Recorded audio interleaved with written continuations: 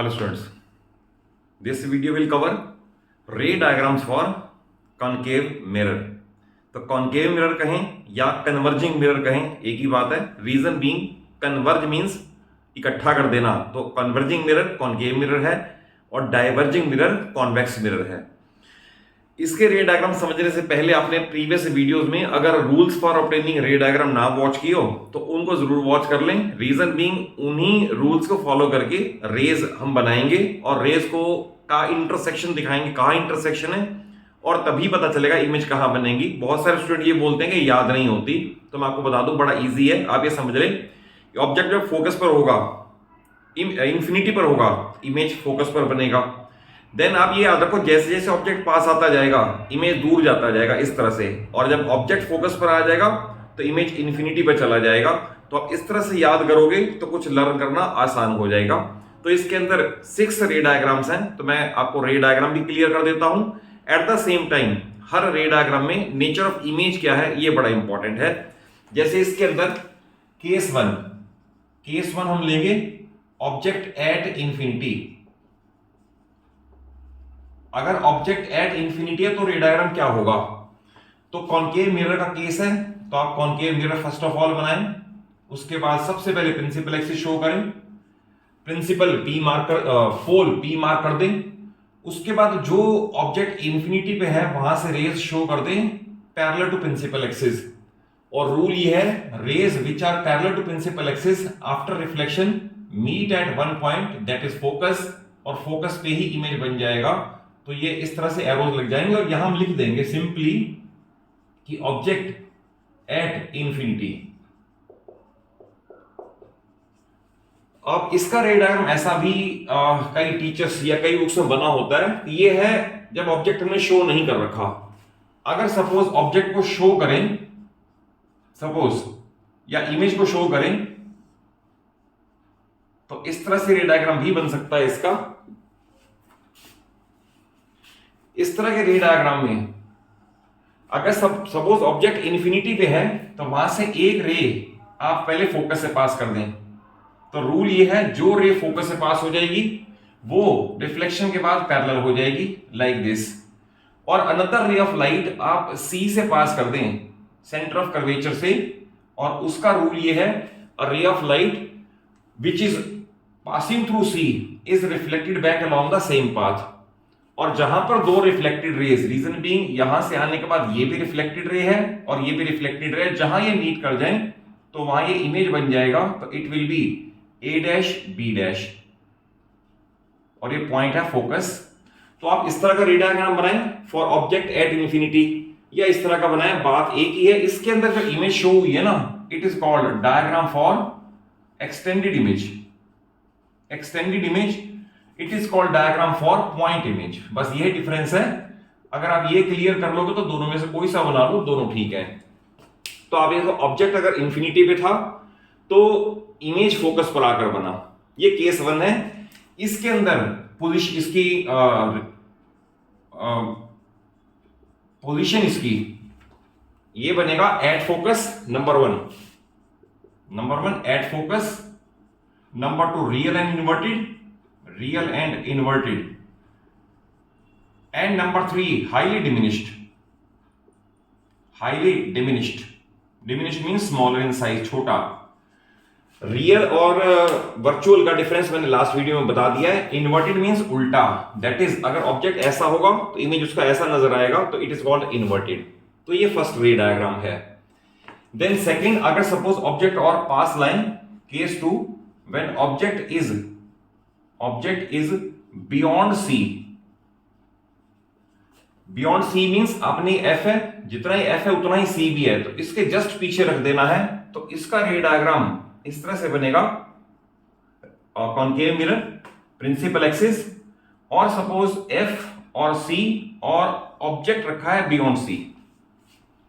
तो रे डायग्राम के वही rule, first of all one रे जो पैरेलल जाएगी प्रिंसिपल एक्सिस के, वो after reflection it will pass through focus, तो ये रिफ्लेक्टेड रे है. अनदर रे of light which will pass through focus after reflection will become parallel to principal axis. तो आप ये देखें, ये भी रिफ्लेक्टेड रे है और ये भी रिफ्लेक्टेड रे है, जहां ये मीट करेंगी वही इमेज बन जाएगा और श्योरली एफ और सी के बीच में बनेगा। तो A dash B dash is the inverted image of A B. Remember, ये आपको एरोज लगाने बड़े जरूरी हैं। अगर ये भी प्रॉपरली मार्क्ड नहीं है तो भी मार्क्स कटेंगे। रीजन मीन प्रॉपर डायग्राम में ये पता होना चाहिए कि यहां से यहां तक इंसिडेंट है और टकराने के बाद, मिरर से टकराने के बाद ये रिफ्लेक्टेड है। अब इस केस में इमेज बना है number 1 between F and C, principal focus और सेंटर ऑफ कर्वेचर के बीच में, इन दोनों के बीच में कहीं, नॉट नेसेसरली मिड पॉइंट, इनके बीच में। नंबर 2 रियल एंड इन्वर्टेड बना है, रियल एंड इन्वर्टेड। और number 3 it is diminished. Diminished means smaller in size, diminished means smaller in size. और अगर आपका टू द स्केल ये ठीक होगा, लेटर से ये 5 सेंटीमीटर है और ये भी 5 सेंटीमीटर होगा, तो अपने आप ही रे डायग्राम एक्यूरेट बनेगा। तो आपने देखा, अगर ऑब्जेक्ट सपोज पास आया तो इमेज दूर चला गया। अब ऑब्जेक्ट को और पास लाएं तो दैट इज सी पे लाएं तो इमेज भी सी पे बन जाएगा।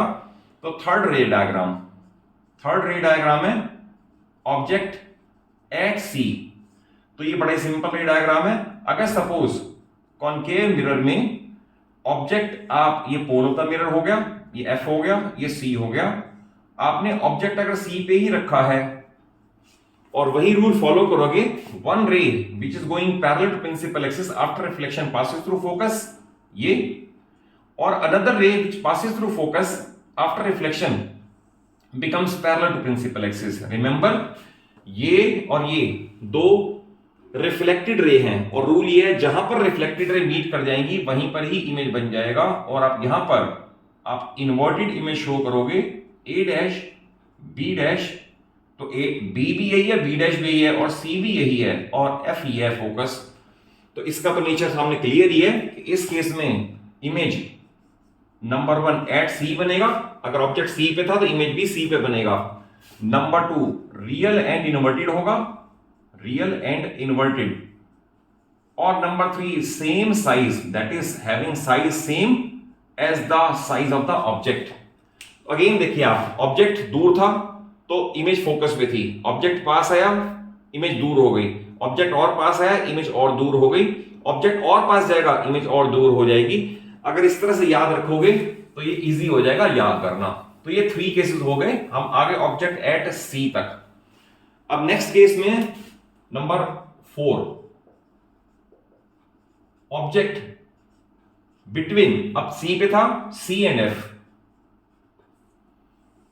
Object between C and F के लिए रे डायग्राम ये बनेगा, कॉनकेव मिरर, प्रिंसिपल एक्सिस, ये एफ और सी के बीच में कहीं आपने यहां ऑब्जेक्ट रखा, इन बिटवीन एफ एंड सी।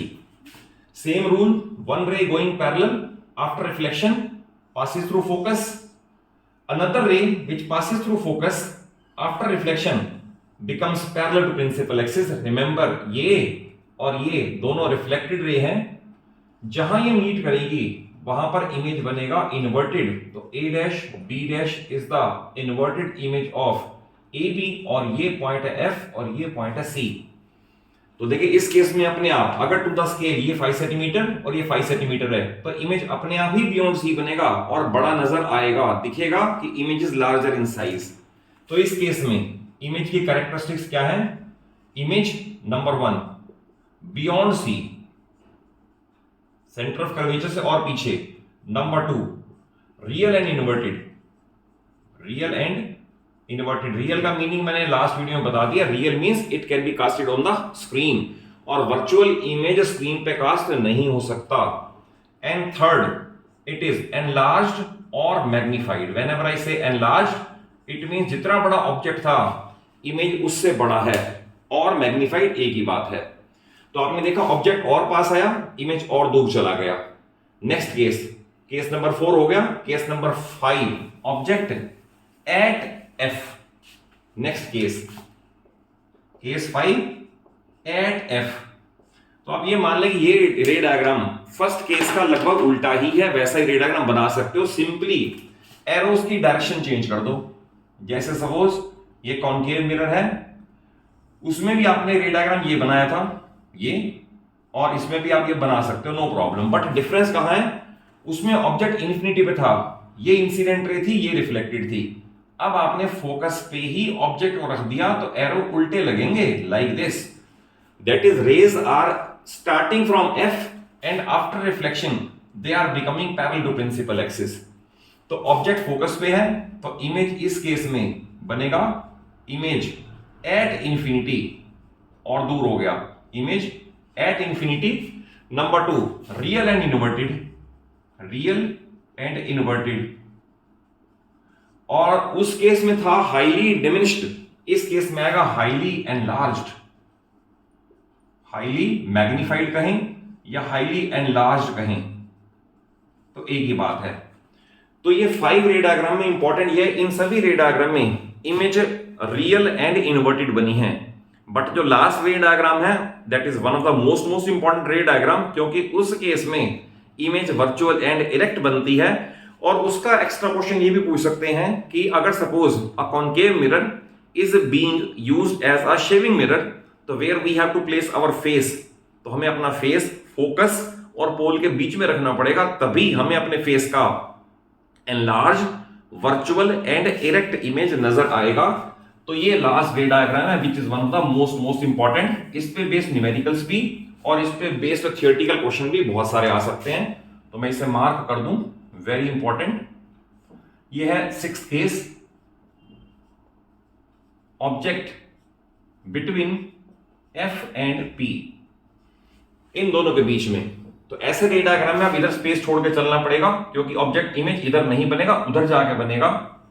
तो ये कॉनकेव मिरर का केस, ये इसकी प्रिंसिपल एक्सिस, और ऑब्जेक्ट आपने कहीं पर इन दोनों के बीच में रखा यहां पर। तो इसका रे डायग्राम इस तरह से बनेगा, one ray going parallel to principal axis, after reflection it passes through focus, ये आपने फोकस में से पास कर दी ये, और ऑब्जेक्ट है ए बी, और जितना यहां तक एफ था, पोल से एफ था, उतना ही पीछे सी भी होगा। अब आपने एक रे ए और सी को मिलाकर स्केल से ये मिला दो और मिरर तक पहुंचा दो एंड देन इधर बढ़ा दो, तो क्लियरली इधर ये डाइवर्जिंग इन नेचर होगी, दैट इज इधर डाइवर्ज हो रही है। अगर इधर डाइवर्जिंग है तो इधर तो वो बीट कर ही नहीं सकती, it means they will have to produce backward. Scale से आपने इन्हीं रेस को डॉटेड लाइन से आगे बढ़ा देना है, तो they appear to meet at one point, जहां पर वो मीट करते हुए नजर आए वहां पर उसका इमेज बना दो ए डैश बी डैश। तो A dash B dash is the virtual and erect image of object A B. और रेज आपने याद रखनी है, जो पैरेलल वो फोकस से पास हुई, और सी वाली उसी रास्ते से वापस आई, that is a ray of light passing through C is reflected back along the same path. और इसके अंदर नेचर ऑफ इमेज बड़ा इंपॉर्टेंट है। नंबर 1 बिहाइंड द मिरर, उन सब में 5 केसेस में इधर था, इस केस में behind the mirror. Number 2 virtual and erect, उन सब में रियल एंड इन्वर्टेड था। वर्चुअल मींस स्क्रीन पे कास्ट नहीं हो सकता, इरेक्ट मींस सीधा। And number 3 enlarged, enlarge means magnified. तो ये 6 रे डायग्राम्स हैं जो कॉनकेव मिरर में आ सकते हैं। इसमें क्वेश्चन डिफरेंट फॉर्म में पूछे जा सकते हैं, डायरेक्ट रे डायग्राम की फॉर्म में पूछा जा सकता है, न्यूमेरिकल में भी। अभी आप नेक्स्ट सब्सिक्वेंट वीडियोस में मैं न्यूमेरिकल कराऊंगा, आपको इतने सिंपल मेथड से बता दूंगा कि न्यूमेरिकल गलत हो ही नहीं सकता।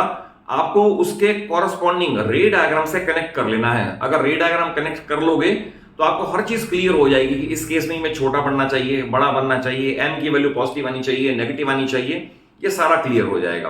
तो इस वीडियो में सिर्फ कॉनकेव के 6 रे डायग्राम्स कवर कर दिए हैं। और अगर थॉरली अच्छे से समझ आया हो तो वीडियो को जरूर एक अच्छा सा लाइक दो, अपने सभी फ्रेंड्स को शेयर कर लो, और चैनल सलूजा क्लासेस को जरूर सब्सक्राइब कर लो। आपका पूरा चैप्टर, नॉट ओनली पूरा चैप्टर बट पूरी फिजिक्स, केमिस्ट्री और मैथ्स मेरे चैनल पे आपको अवेलेबल होगी। Thank you for watching the video.